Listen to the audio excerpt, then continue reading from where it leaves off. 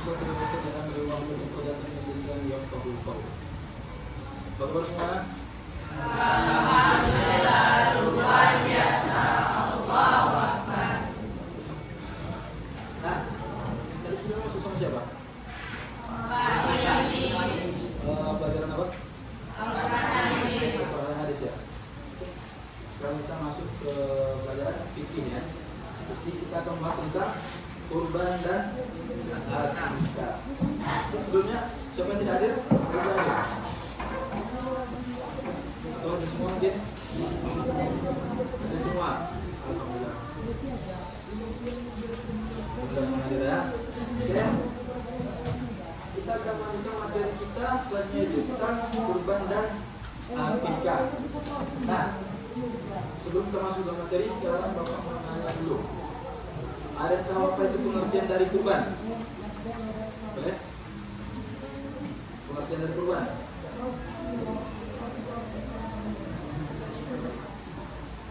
Nah, siapa yang tahu pengertian dari kurban?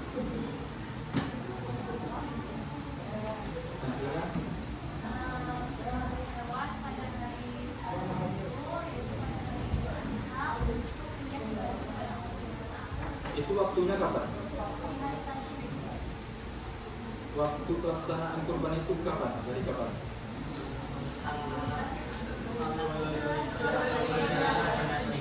10 sampai 13. Waktu pelaksanaan itu pada pagi hari sesudah kalau sebelum sholat Idul Adha apa namanya? Kalau misalnya kita berkurban sebelum sholat Idul Adha, itu apakah dianggap kurban atau tidak? Tidak. Apa dibilang? Dianggap apa? Seperti menyembelih hewan biasa. Jadi kalau misalnya kita sebelum sholat Idul Adha menyembelih hewan itu tidak terhitung ke dalam kurban. Nah, waktunya itu sesudah sholat Idul Adha sampai tanggal 13 Zulhijjah sore hari. Ya. Nah, kurban secara bahasa yaitu kurbanan, berasal dari bahasa Arab kurbanan yaqrubu qurban, yang berarti dekat. Maksudnya apa? Ya, kurban itu maksudnya mendekatkan diri kepada Allah Subhanahu wa taala dengan cara tertentu, yaitu dengan menyembelih hewan kurban. Nah, sedangkan menurut istilah ialah menyembelih hewan tertentu dengan niat beribadah kepada Allah Subhanahu wa taala dan misalkan pada waktu tertentukan, yaitu tanggal 11 dan tanggal 10, 11, 12 hingga 13 Zulhijjah. Kemudian selanjutnya ialah dasar hukum dan dalil dari kurban. Ada tahu apa dalilnya? Al-Kausar ayat 1-3. Boleh baca? Ada yang baca? Coba dibaca. Satu orang baca. Baca ayatnya. Kurban. Sudah.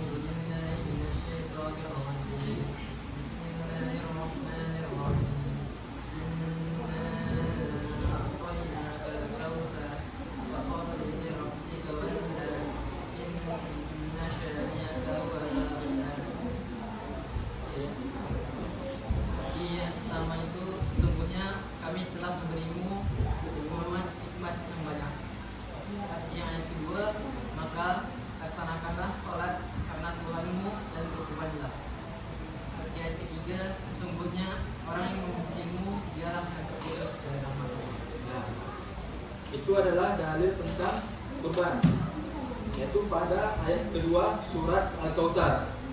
Fasholli lirabbika wanhar, maka dirikanlah sholat karena Tuhanmu dan berkurbanlah. Nah, di situ sudah terlihat perintah berkurban dari Allah Subhanahu wa taala melalui surat Al-Kausar ayat kedua. Nah, kemudian selanjutnya dalam surat yang lain Allah Subhanahu wa taala juga berfirman, yaitu dalam surat Al-Hajj ayat 34, yaitu walikulli ummatin ja'alna mansaka liyadhkuru Allah ala ma razaqahum min bahimatil an'am, yang berarti dan bagi tiap-tiap umat telah kami syariatkan penyembelihannya, yaitu kurban, supaya mereka menyembelih Allah terhadap hewan ternak yang telah dirizkikan Allah kepada mereka. Quran surat Al-Hajj ayat 34. Nah, kemudian terdapat juga dalam hadis Nabi Muhammad SAW yang berbunyi hadatsana Musaddad qala hadatsana Yahya an Syu'bah an Qatadah an Anas bin Malik qala dhahan Nabi SAW bikabshaini amlahaini aqranaini dhabahahuma biyadihi wa sama wa kabbara wa wada'a rijlahu ala sifahihima. Yang artinya telah menceritakan kepada kami Musaddad, dia berkata telah menceritakan kepada kami Yahya dari Syu'bah, dari Qatadah, dari Anas bin Malik, dia berkata Rasulullah SAW berkhutbah dengan 2 ekor domba dan berwarna putih, bercampur hitam, bertanduk dengan menyembelih keduanya dengan tangannya sendiri, menyebut nama Allah dan bertakbir serta meletakkan kakinya di atas leher keduanya. Hadis riwayat Al-Bukhari nomor 5565 dan juga Muslim nomor 1966. Nah, itu tadi adalah beberapa dalil dari kurban tersebut. Ada dari firman Allah dan ada juga dari hadis Nabi SAW. Nah, kemudian selanjutnya ialah waktu pelaksanaan kurban. Waktu dimulainya kapan? Awal dilaksanakan kurban tanggal 10 Zulhijjah setelah sholat Idul Adha. Nah, dan apabila sebelum melaksanakan sholat Idul Adha itu apa tadi? Hanya penyembelihan biasa, tidak dianggap berkurban. Rasulullah SAW bersabda, artinya barang siapa menyembelih sebelum sholat Idul Adha, maka sesungguhnya ia menyembelih untuk dirinya sendiri. Dan barang siapa menyembelih setelah sholat, maka sempurnalah kurbannya dan sesuai dengan sunnah kaum muslimin. Hadis riwayat Bukhari dan juga Muslim. Nah, dari hadis tersebut sudah jelas kalau misalnya menyembelih sebelum sholat Idul Adha itu hanya penyembelihan biasa, hanya penyembelihan untuk dirinya sendiri dan juga untuk keluarganya. Melainkan kalau setelah sholat Idul Adha itu baru bisa dinamakan dengan penyembelihan kurban. Nah, kemudian selanjutnya ialah waktu berakhirnya. Itu kan waktu berakhirnya? Tanggal 13 Zulhijjah pada sore hari, waktu matahari terbenam. Nah, dengan demikian waktu pelaksanaan kurban itu berlangsung selama berapa hari loh? 4 hari, tanggal 10, 11, 12, dan juga 13. Nah, dan waktu yang paling utama yaitu pada tanggal 10 Zulhijjah, yaitu waktu sesudah sholat Idul Adha. Itu adalah waktu yang paling diutamakan, yang paling afdol. Karena semakin cepat dia semakin bagus. Karena orang muda juga kan. Nah, kemudian selanjutnya ialah syarat hewan kurban. Nah, dari segi hewan yang bisa dijadikan untuk kurban harus berasal dari hewan ternak, sebagaimana disebutkan dalam Al-Quran. Walaupun di umat yang jangan aman sekali yasturu Allah ala ma razaqnahum min bahimatil an'am. Artinya, dan bagi tiap-tiap umat telah kami syariatkan penyembelihannya supaya mereka menyebut Allah terhadap hewan ternak yang telah dirizkikan Allah kepada mereka. Nah, hewan yang bisa dijadikan hewan kurban itu ialah hewan ternak. Contohnya sapi, kambing, kerbau, domba, unta. Nah, karena di sini ada unta, kita pakai hewan yang selain unta. Nah, kemudian selanjutnya ialah syarat dari segi umur. Hewan kurban harus mencapai umur minimal yang ditentukan oleh syariat Islam, Sebagaimana sabda Rasulullah SAW, la tadbahu illa musinnatu illa an ya'sura alaikum fatadbahu jaza'atun minat Tuhan. Rawahu Muslim. Artinya ya, janganlah kalian menyembelih kecuali hewan yang telah cukup umur atau musinnah. Jika kalian kesulitan mendapatkan hal seperti itu, maka sembelihlah hewan yang ada di tempat kalian. Umpamanya nggak ada unta, apa yang ada di tempat kita? Kambing, sapi. Nah, itu yang sembelih. Hadis riwayat Bukhari, hadis riwayat Muslim. Nah, kemudian jenis hewan tadi itu ya, unta, sapi atau kerbau, kemudian kambing, kemudian domba. Nah, kalau unta berapa tahun umurnya? 5 tahun. 5 tahun ya, unta. Kemudian kalau untuk sapi dan kerbau 2 tahun. Kemudian untuk kambing 1 mau masuk ke 2 tahun ya? Atau lebih. Kemudian domba 1 tahun. Kemudian syarat dari segi keadaan fisik, tidak boleh cacat. Nah, kemudian apa lagi?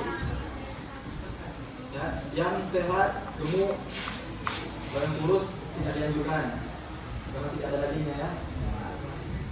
Nah, sebagaimana dikatakan dalam sabda Nabi Sallallahu Alaihi Wasallam, ada 4 macam hewan yang tidak sah dijadikan kurban. Yang pertama, yang buta. Kemudian, yang sakit parah. Kemudian, yang kurus tidak berdaging. Hadis riwayat Abu Daud dan An-Nasa'i. Jadi, pincang masuk juga. Nah, kemudian adalah syarat dari segi kepemilikan. Hewan harus menjadi milik penuh orang yang berkurban, bukan milik orang lain. Jadi harus milik sendiri, harus milik pribadi. Kemudian hewan harus diperoleh secara halal. Tidak boleh dari hasil barang curian ataupun dari yang lain, dari orang judi apalagi nggak boleh itu. Haram ya. Nah, kemudian adalah syarat dari segi waktu penyembelihan. Nah, waktu penyembelihan ini yang paling dianjurkan itu ketika setelah sholat Idul Adha. Terus sampai kapan itu waktunya? Sampai tanggal 13. Yang bisa disebut dengan hari-hari apa namanya? Hari Tasyrik. Nah, kemudian selanjutnya ialah ketentuan hewan kurban. Ketentuan kurban. Pertama, ketentuan umumnya, daging hewan kurban tidak boleh dijual, baik dagingnya, kulitnya, tanduknya maupun bagian lainnya. Jadi hewan kurban yang kita dapat itu tidak boleh dijualkan lagi. Tidak boleh. Semuanya harus dibagikan, atau dimanfaatkan, atau sedekahkan. Sebagaimana disebutkan Nabi Sallallahu Alaihi Wasallam, Abi Hurairah, anna Rasulullah Sallallahu Alaihi Wasallam qala man ba'i jilada adhiyata fala adhiyata lahu. Yang artinya barang siapa yang memperjual kulit hewan kurban atau yang lainnya, maka tidak ada pahala kurban baginya. Hadis riwayat Hakim. Tidak boleh memperjualbelikan hewan kurban. Dagingnya tidak boleh, kulitnya tidak boleh, semua tidak boleh.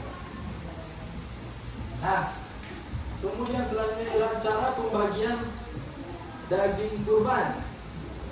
Para ulama menjelaskan bahwa daging kurban dibagi menjadi 3 bagian.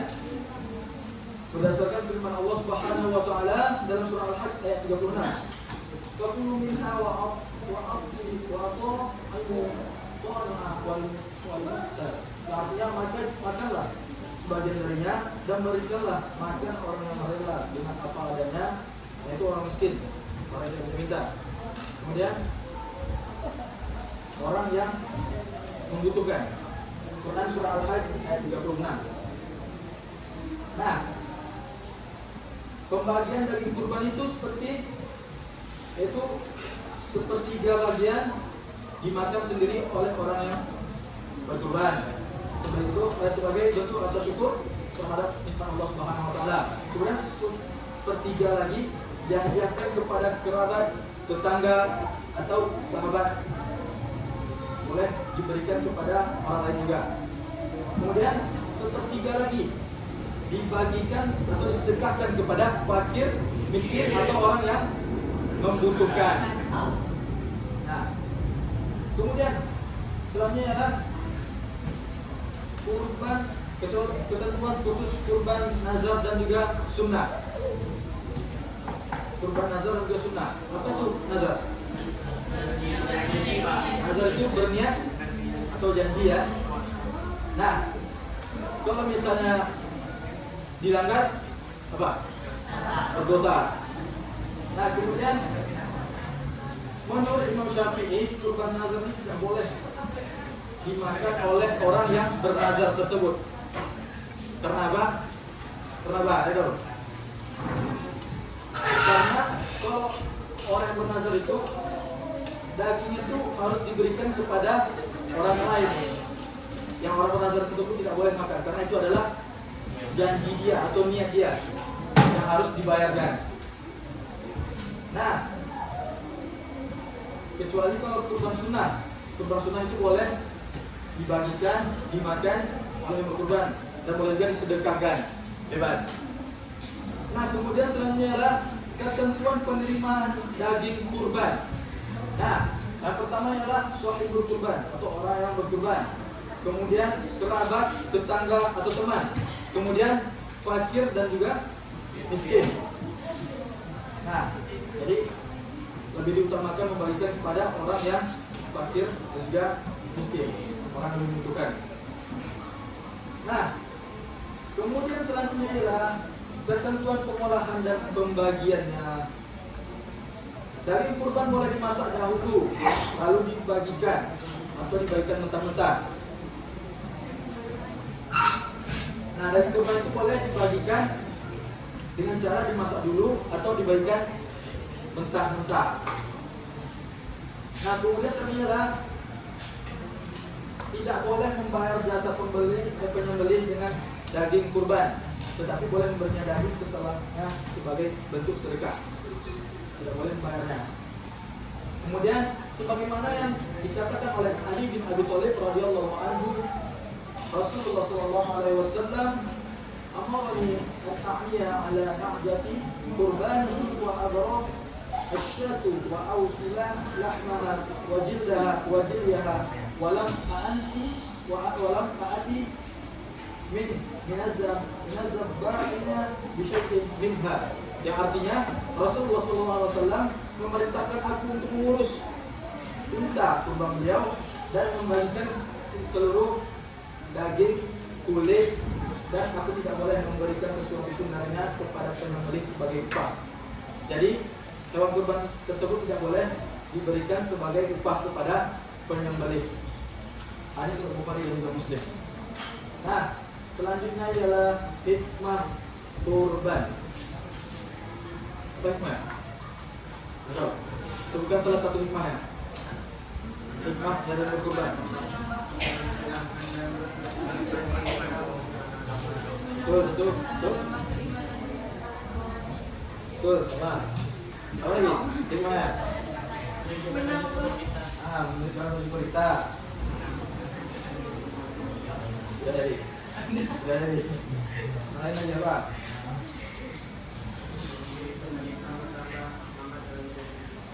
Bersemangat dalam beribadah. Nah, yang itu meningkatkan ketaatan kita kepada Allah Subhanahu wa taala. Kurban merupakan bentuk kepatuhan terhadap perintah Allah Subhanahu wa taala. Meneladani kisah Nabi Ibrahim alaihissalam yang rela hendak menyembelih seorang anaknya yang bernama Ismail alaihissalam, akan tetapi diganti oleh Allah Subhanahu wa taala dengan seekor domba.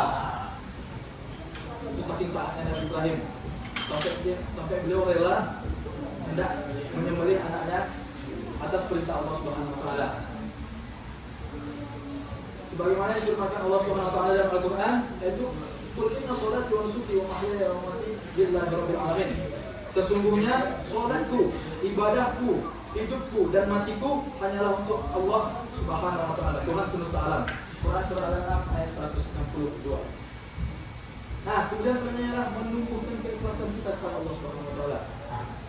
Nah, ibadah kurban ini juga mengajarkan kita bahwa amal tersebut diterima bukan karena besar hewannya, melainkan karena keikhlasan di dalam hati kita. Sebagaimana difirmankan Allah Subhanahu wa taala, artinya daging-daging dan darahnya itu sesekali tidak akan sampai kepada Allah. Akan tetapi yang sampai kepadanya hanyalah ketakwaan seseorang tersebut.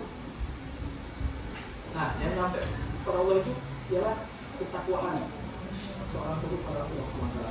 Quran surah Al-Hajj ayat 37.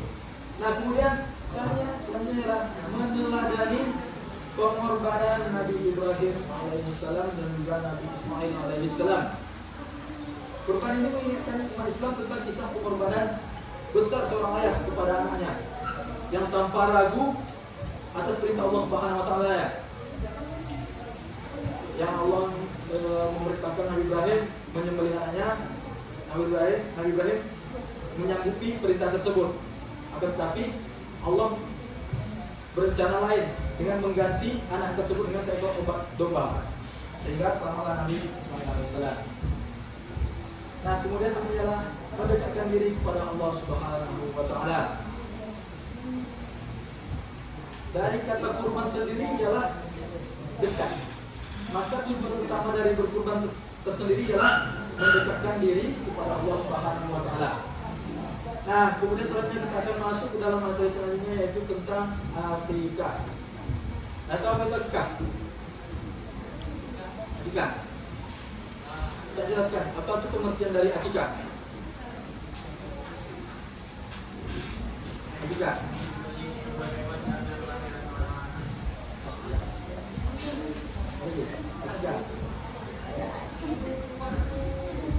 Ya, syukur rambut bayi. Nah, secara bahasa akikah berasal dari bahasa Arab, yaitu al-aqiqah, yang berarti memotong rambut bayi yang tumbuh di kepala saat lahir. Nah, kemudian secara istilah ialah penyembelihan hewan sebagai ungkapan rasa syukur kepada Allah Subhanahu wa taala atas kelahiran seorang anak tersebut yang dilakukan oleh orang tua pada waktu yang ditentukan, disertai dengan mencukur rambut dan juga memberi nama anak tersebut. Nah, memberi nama itu dengan memberi nama-nama yang baik, yang memiliki arti yang sangat baik. Jangan pula nama-nama orang barat kasih nama-nama yang punya arti. Furqan atau Furqan? Berbeda. Furqan. Nah, kasih nama-nama yang baik kepada anaknya.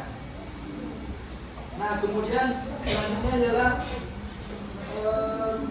dasar hukum atau dalil dari akikah. Yang pertama itu dari Al-Quran. Apa? Dalil tentang apa? Dari akikah ini. Dalil. Anda tahu apa dalil tentang akikah? Ada. Nah, dari hadis Nabi Sallallahu Alaihi Wasallam. Ya, betul. Coba. Baca lagi ya.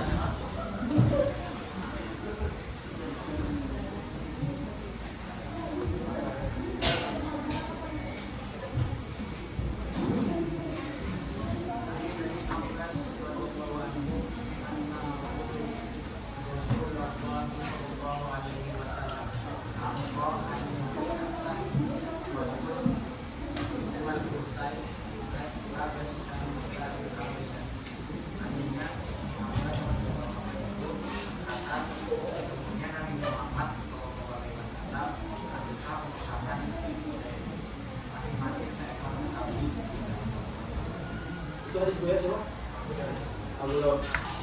Nah, juga hadis lainnya, yaitu dari Abu Daud, Imam Tirmidzi dan juga Ibnu Majah. Itu yang berarti setiap anak terjadi dengan akikahnya disembelihkan untuknya pada hari ke-7 dari kelahirannya, dicukur rambutnya dan diberi nama. Hadis riwayat Abu Daud, Tirmidzi dan juga Ibnu Majah.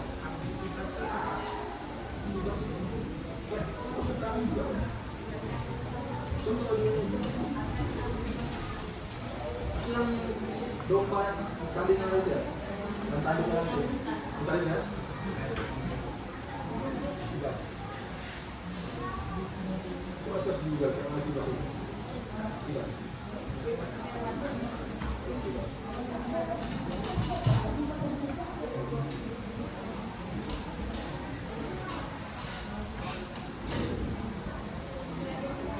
Domba.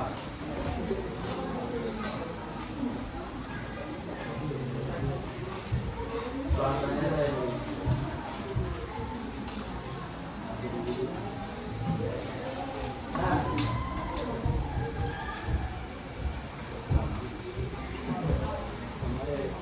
nah, kemudian sebenarnya adalah waktu pelaksanaan dari akikah. Apa waktunya pelaksanaan akikah? 7 hari setelah kelahiran seorang anak tersebut. Nah, jika belum mampu, boleh ke 11, boleh ke 1. Kalau belum mampu boleh sesudahnya. Kapan tuh? Yaitu tanggal 14 atau tanggal 21. Nah, kemudian selanjutnya adalah bagi yang belum mampu dari dia. Nah, kemudian syarat dari akikah. Yang pertama itu adalah hewan yang sembelih harus sehat. Contoh hewannya apa? Akikah, kambing, kemudian domba. Kalau akikah pakai tembok,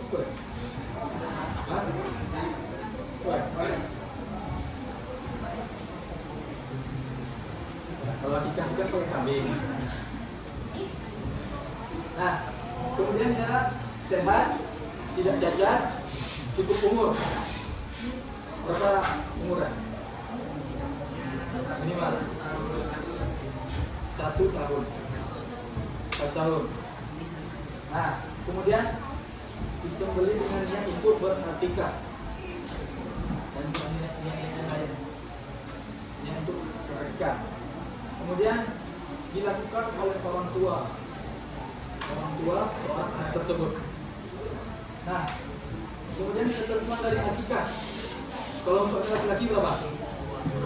Kalau untuk anak perempuan 1. Nah, sebagaimana yang sabda Rasulullah SAW, yang artinya dari Aisyah radhiyallahu anha yang berkata Rasulullah SAW memerintahkan kami untuk menyembelih 2 ekor kambing untuk anak laki-laki dan 1 ekor kambing untuk anak perempuan. Hadis riwayat Ahmad, Tirmidzi dan Ibnu Majah. Nah, kemudian sebenarnya sunnah dalam pelaksanaan dari akikah tersebut. Yang pertama ialah mencukur rambut bayi pada hari akikah. Mencukurnya di mana? Mencukur sebagian aja, bagaimana? Sebagian aja. Tidak semuanya ya.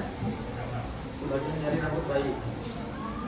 Kemudian sebenarnya adalah memberikan nama yang baik pada hari akikah tersebut.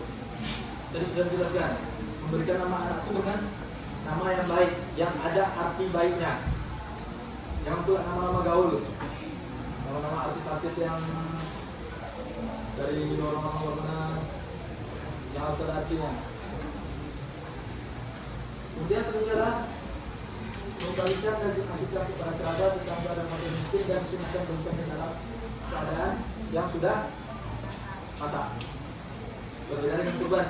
Kalau kurban boleh sebelum, boleh mentah, boleh masak. Kecuali kalau akikah harus sudah masak agar bisa langsung dicicipi oleh kerabat-kerabat kita. Nah, kemudian selanjutnya adalah hikmah dari akikah. Pertama adalah wujud syukur kita kepada Allah atas kelahiran anak. Anak. Jadi anak.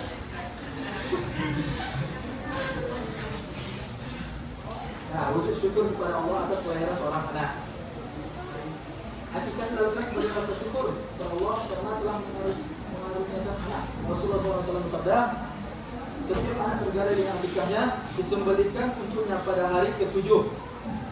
Dicukur rambutnya dan diberi nama hadis riwayat Abu Dawud dan Tirmizi, dan Imam Tirmizi. Nah, kemudian selanjutnya ialah maksudnya ialah menghidupkan kembali sunnah Nabi SAW. Nah, hakikah itu merupakan sunnah muakkadah. Apa itu sunnah muakkadah? Sunnah muakkadah. Sunnah yang dianjurkan, sunnah yang dikuatkan. Yang dicontohkan oleh Rasulullah SAW. Nah, kemudian adalah mendoakan dan mengharap keberkahan untuk seorang anak tersebut. Hakikah menjadi salah doa agar anak tumbuh menjadi anak soleh, berakhlak mulia dan berbakti kepada orang tua dan diberikan keberkahan dalam hidupnya. Nah, ini adalah menumbuhkan kepedulian dan silaturahmi. Lagi hakikat tersebut diberikan kepada tetangga, kerabat, dan wakil miskin sehingga mempererat ukhuwah Islamiyah dan kepedulian sosial terhadap sesama umat Islam. Nah, mungkin ini dulu materi kita untuk hari ini. Kita lanjut materi kita pada minggu depan, yaitu tentang apa lagi? Materi kita minggu depan tentang haji ya? Tentang haji ya? Oke, kita lanjut materi kita minggu depan tentang haji. Cukup sekian dulu, kita tutup. Mari kita tutup dengan baca doa kepada majelis. Subhanakallahumma wa bihamdika asyhadu an la ilaha illa anta astaghfiruka wa atubu ilaik. Apabila benar suara Allah Subhanahu wa taala dan saudara ke di lapangan keterangan itu mungkin murni dari kekurangan ilmu yang Bapak miliki.